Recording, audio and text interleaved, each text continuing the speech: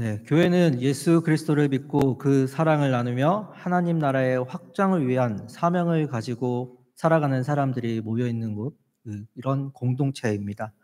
그렇게 오늘 이곳 호산나 교회에서 함께 예배드리는 우리 옆에 있는 성도님들 한번 봐주시기 바랍니다. 제 얼굴 보지 마시고요. 얼굴 봐도 은혜 없습니다. 보면 어떻습니까? 나와 비교하면 달라도 너무 다릅니다. 생김새로부터 시작하여 가지고 있는 생각, 자라오는 환경, 또한 재능 등 너무 다릅니다. 달라도 너무 달라요. 그냥 다른 게 아니라 너무 달라요. 이렇게 달라도 너무 다른 사람들이 모여있는 호산나 교회 성도님들을 제가 비공식적으로 처음 만났을 때가 12월 2일이었습니다. 토요일이었는데요. 부임하기 전 인수인계를 받기 위해서 왔던 날이었습니다. 그런데 그날 교회에 김장하는 날이었어요. 김장하면 항상 따라오는 게 있었습니다. 고기였습니다. 너무 맛있었습니다. 온 없이 배부르게 먹었습니다. 그때 저는 김치 맛에 홀딱 반해버렸습니다. 너무 맛있었습니다. 그렇다고 해서 달라는 얘기는 아닙니다. 식당에 가면 그 집이 맛집인지 아닌지는 바로 김치 맛을 보면 알 수 있어요. 호산나 교회는 맛집입니다. 다들 음식을 너무 잘하시는 것 같아요. 호산나 교회는 음식을 잘하는 재능이 탁월한 재능을 가지고 있습니다. 그 외에도 우리 성도님들 한 분 한 분 살펴보면 다양한 재능을 가지고 있습니다.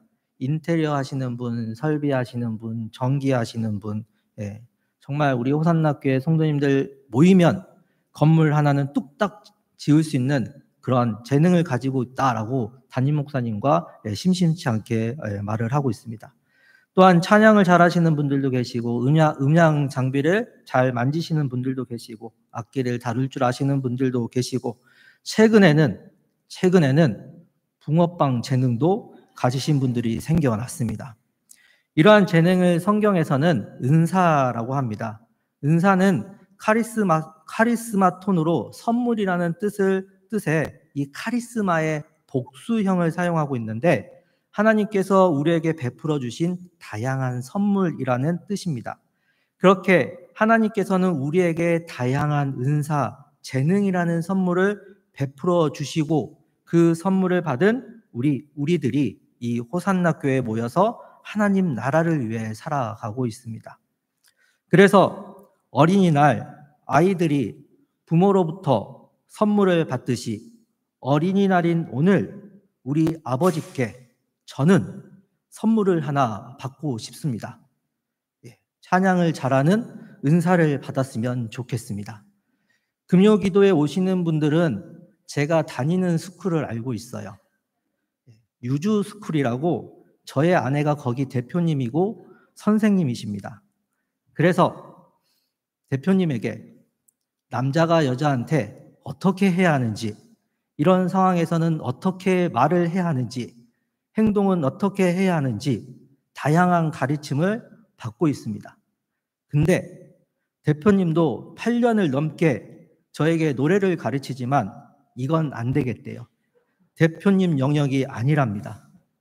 제가 아시는 목사님 중에 찬양을 잘하시는 목사님이 계세요. 처음엔 본인도 노래를 못 하셨대요. 그래서 찬양을 잘하는 은사를 구했대요. 그랬더니 주셨대요. 그래서 오늘 어린이날 하나님 아버지께 달라고 지금 부탁을 드리고 있습니다. 표정 보니 저와 같은 선물을 구하시는 분들이 계시는 것 같습니다. 그렇게 교회 안에는 다양한 재능, 은사를 가지고 계시는 분들이 모여 있습니다.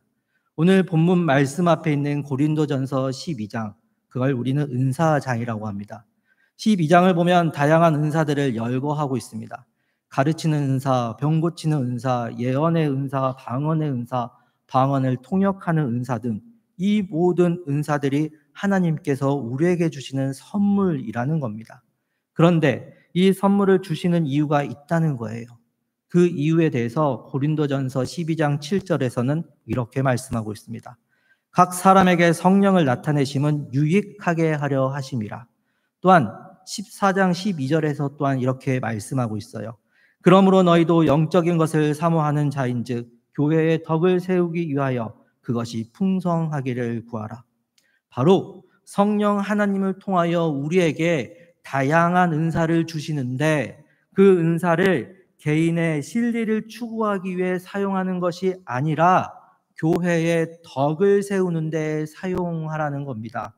즉 교회 공동체의 유익과 하나님의 영광을 위해 우리에게 주신 것이지 자기의 자랑과 유익을 위해 우리에게 주신 것이 아니라는 겁니다. 그래서 저는 찬양의 은사를 많이 바라지도 않습니다. 예배에 방해만 되지 않도록 예배 시간만이라도 잘해주면 좋겠습니다. 그렇다면 이러한 교회의 유익과 하나님의 영광을 위해 사용되어져야 할 은사가 은사되기 위해서 우리에게 무엇이 필요할까요? 우리 오늘 본문의 말씀을 한 목소리로 함께 읽겠습니다. 시작. 내가 사람의 방언과 천사의 말을 할지라도 사랑이 없으면 소리나는 구리와 울리는 꽹과리가 되고 내가 예언하는 능력이 있어 모든 비밀과 모든 지식을 알고 또 산을 옮길 만한 모든 믿음이 있을지라도 사랑이 없으면 내가 아무것도 아니요 내가 내게 있는 모든 것으로 구제하고 또 내 몸을 사랑이 없으면 내게 아무 유익이 없느니라. 아멘. 바로 오늘 본문의 말씀에서는 아무리 방언을 하는 은사가 있다 하더라도 예언을 할 줄 아는 그런 은사가 있다 할지라도 누군가를 돕고 내가 가지고 있는 것을 아낌없이 베푸는 그러한 은사가 있다 하더라도 그 안에 무엇이 없으면 사랑이 없으면 무가치하다라고 말씀하고 있습니다. 우리 주보 뒤에 보면은 은사로 세워지는 교회라고 하는 저희 교회만에 가지고 있는 목표가 있습니다. 저희 주보 뒤에 보면요.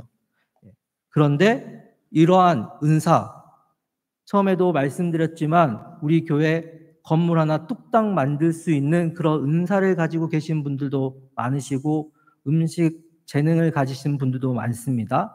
그런데 그 안에 무엇이 없다면요? 사랑이 없다면 아무것도 아니라는 겁니다. 여기서 사랑이란 인본적인 사랑, 즉 남녀 간의 애정인 에로스나 친구 간의 우정인 필리아 또는 혈연적인 사랑을 의미하는 스트로게가 아닌 자기 희생적인 사랑, 아무 대가 없이 십자가 위에서 우리에게 베풀어 주신 그 사랑, 아가페의 그 사랑을 의미하고 있습니다. 다시 말해 우리의 삶이 복음의 삶이 되어야 한다라는 겁니다. 예수 그리스도께서 우리에게 베푸신 그 사랑이 우리 안에 흔적으로 남아 그 사랑을 나타내 보여야 한다라는 겁니다. 그 사랑이 있을 때에만 은사가 은사될 수 있다라는 겁니다. 그 은사가 교회의 유익과 하나님의 영광을 위해 사용될 수 있다라는 겁니다. 며칠 전 담임 목사님이 한국교회와 호산나교회를 생각하시면서 이런 말씀을 하셨습니다. 교회가 복음이 묻어나야 성도가 떠나지 않고 교회로 모일 수 있다는 겁니다. 그런데 현재 한국교회는 이런 영향력이 사라지고 있어서 안타깝다고 하십니다. 오늘 설교 말씀처럼 그 사랑의 섬김이 사라지고 있다는 겁니다. 복음, 즉 예수 그리스도의 그 사랑이 교회에 없으면 그 교회는 결코 예수 그리스도의 빛을 세상에 비칠 수 없다라는 겁니다. 달이 태양의 빛을 받고 그 빛을 전달하는 반사체인 것처럼 우리는 예수 그리스도의 그 사랑을 가지고 살아가는 반사체입니다. 그런데 그 사랑의 빛이 우리 안에 없다면 우리가 전하는 예수 그리스도가 세상에 어떤 영향력을 줄 수 있겠습니까? 오늘날 우리는 방송의 채널이나 유튜브를 통해 화려한 언변을 가지고 설교하시는 탁월한 설교가들을 쉽게 찾아볼 수 있습니다. 설교에 은사를 가지신 분들이 참 많이 있습니다. 그런데 그 안에 사랑이 없으면 아무리 많은 사람들이 본다고 한들, 유튜브의 조회수가 몇십만이 된다고 한들 그저 소리나는 구리와 울리는 꽹과리에 불과하다라는 겁니다. 믿음의 가정에서 자라나는 아이들이, 함께 신앙생활하기 위해 찾아온 성도들이 교회를 점점 떠나는 그 이유가 어디에 있을까요? 코로나 이후 교회를 찾지 않는 이들이 교회를 다시 오지 않는 이유가 어디에 있을까요? 하나님의 말씀의 대언자로 서 있는 저와 같은 목사들이 성도들에게 하나님의 말씀을 전하지만 이 안에 진실된 예수 그리스도의 사랑의 흔적을 보여주지 못하였기 때문이 아닐까요? 장로로, 권사로, 집사로, 직분을 가지고 말씀을 보고 열심을 가지고 기도하며 뜨겁게 찬양하면서 산을 옮길 만한 믿음을 보이지만 정작 복음의 삶을 살지 못하였기 때문이 아닐까요? 교회에서 구제를 하고 헌신을 하였으나 우리의 입술에서 사랑의 언어가 아닌 누군가를 비방하고 미워하는 말을 내뱉고 있기 때문은 아닐까요? 4절에서부터 7절은 그 사랑의 특징을 말씀하고 있습니다. 사랑은 오래 참고 온유하고 시기하지 아니하고 자랑하지 않고 교만하지 않는다라고 말씀하고 있습니다. 사랑은 무례히 행하지 아니하고 자기의 유익을 구하지 않고 성내지 않고 악한 것을 생각하지 않는다라고 합니다. 사랑은 불의를 기뻐하지 않고 진리와 함께 기뻐하고 모든 것을 참고 믿고 바라고 견딘다라고 합니다. 말씀하고 있는 이 모든 사랑의 특징이 우리 주 예수 그리스도께서 가지고 계십니다. 그래서 예수님은 우리에게 십자가의 은혜를 주시기 위해 오래 참으셨습니다. 모든 것을 견디며 오직 우리의 유익을 위해 사셨습니다. 과연 내 안에 예수 그리스도의 이 사랑이 있었는지, 그 사랑의 언어를 말하며 살아가고 있었는지, 입술로만 전하는 복음이 아닌 예수 그리스도처럼 행함의 실천으로 이어지며 살았는지 우리의 모습을 돌아봅시다. 예수님은 요한복음 13장 34절에서 35절 말씀을 통해서 새 계명을 주셨습니다. 새 계명을 너희에게 주노니 서로 사랑하라. 내가 너희를 사랑한 것 같이 너희도 서로 사랑하라. 너희가 서로 사랑하면 이로써 모든 사람이 너희가 내 제자인 줄 알리라. 바로 우리에게 예수 그리스도의 사랑을 실천하며 제자의 삶을 살아가라 말씀하셨습니다. 다율이가 4살 때 즐겨 부르는 찬양이 있었습니다. 사랑 자동차라는 찬양입니다. 붕붕붕. 안 되겠습니다. 아직 은사를 받지 못했습니다. 네, 재밌으시죠? 네, 금요일 오시면 더 재밌습니다. 가사를 읊어드리겠습니다. 붕붕붕 출발합니다. 어서 타세요. 예수님의 꿈을 싣고 달리는 사랑 자동차. 아픈 사람 고쳐주고 힘든 사람 도와주는 예수님 사랑 온 세상에 전하는 사랑 자동차. 붕붕붕 출발합니다. 어서 타세요. 예수님 사랑 싣고 달리는 사랑 자동차. 사랑하는 호산나 교회 성도님들, 하나님은 우리에게 자신의 생명을 아낌없이 베풀어 주셨습니다. 그렇게 하신 이유는 우리를 사랑하시기 때문입니다. 그런데 이 구원의 은혜도 모자라서 우리 각자에게 귀한 은사를 주셨습니다. 그런데 우리 안에 예수 그리스도의 사랑, 복음의 삶이 없다면 그 은사가 은사될 수 있겠습니까? 그러니 우리 예수 그리스도의 사랑을 잊지 맙시다. 우리를 너무나 사랑하셔서 값없이 베풀어 주신 그 예수 그리스도의 십자가의 은혜, 복음을 기억합시다. 그래서 그 사랑의 흔적을 가슴에 담아 가정의 달이라고 하는 이 5월 사랑 자동차가 되어 내가 받은 그 은사를 아낌없이 우리의 가정에, 또 다른 소중한 가정인 우리의 이웃에게, 그리고 세상에 나누며 오직 예수 그리스도의 빛을 비추며 살아갈 수 있는 우리 모두가 되기를 주님의 이름으로 간절히 소망합니다. 기도하시겠습니다.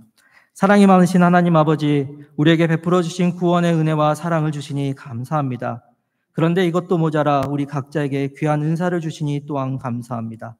받은 것을 우리의 유익이 아닌 예수님이 그렇게 하셨던 것처럼 예수 그리스도의 사랑의 흔적을 가슴에 담아 교회의 유익과 하나님의 영광을 위해 사용하게 하여 주시옵소서. 그렇게 복음의 삶을 실천하여 우리 성도님들의 각 가정과 이웃과 성도와 교회와 세상에 선한 영향력이 넘쳐나게 하여 주시옵소서. 감사드리오며 부활하신 우리 주 예수 그리스도 이름으로 기도드립니다. 아멘.